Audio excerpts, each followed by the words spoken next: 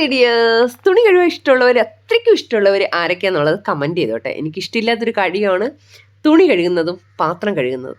ഈ തുണി പാത്രം ഇത് രണ്ടും നമ്മൾ കഴുകുന്തോറും കൂടിക്കൂടി വരുന്നൊരു സംഭവമാണെന്ന് എനിക്ക് തോന്നിയിട്ടുണ്ട്. ഇവിടെ ഞാൻ പരാതി പറയുമ്പോൾ പുള്ളിക്കാരൻ്റെ ഒരു നോട്ടമുണ്ട്. നീ അല്ലല്ലോ വിഷ്ണു കഴുകുന്നേ, വാഷിംഗ് മെഷീൻ അല്ലേ എന്ന് പറയുന്നവർക്ക് അത് വളരെ എളുപ്പമാണ്. പക്ഷേ നമുക്ക് എല്ലാ തുണികളും വാഷിംഗ് മെഷീനിൽ ഇടാൻ പറ്റത്തില്ലല്ലോ.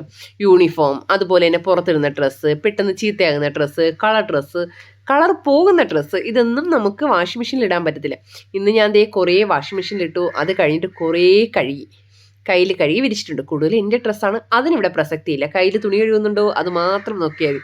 പിന്നെ തീർന്നില്ല, കഴുകിയ തുണി ഉണക്കണം, ഉണക്കിയ തുണി മടക്കണം. ഒരു കുന്ന് മടക്കാനായിട്ട് ഞാൻ കുട്ടികളുടെ റൂമിൽ കൊണ്ടിട്ടിട്ടുണ്ട്. അവരുടെ റൂമിൽ ഇടുന്നതുകൊണ്ടുള്ള പ്രത്യേകത എന്ന് വെച്ചിട്ടുണ്ടെങ്കിൽ രാത്രി അവരുറങ്ങാൻ നേരെ എന്തായാലും ഞാൻ മടക്കി വെച്ചേ പറ്റും. എൻ്റെ റൂമിലാണെങ്കിൽ ഞാൻ അതെടുത്ത് അങ്ങോട്ടിട്ട് ഇപ്പുറത്തെ മൂലയിലിട്ട് 2 ദിവസം അതവിടെ കിടക്കും.